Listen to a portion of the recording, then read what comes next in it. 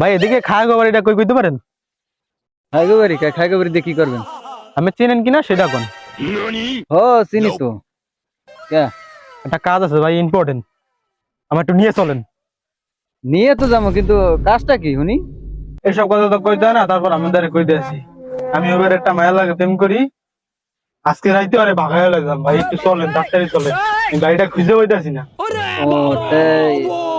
খাইগো বাড়ি মায়ের বাহের নাম কি? আরে ভাই মায়ের ভাইয়ের নাম হচ্ছে কালু খা।